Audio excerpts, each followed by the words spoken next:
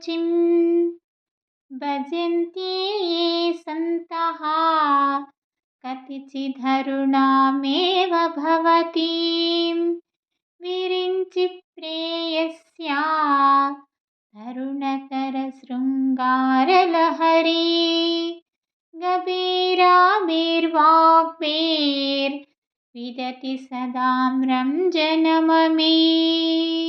ఈ శ్లోకంలో శంకరాచార్యుల వారు ఏం చెప్తున్నారంటే, అమ్మా, అసలే నీ రంగు ఎరుపు.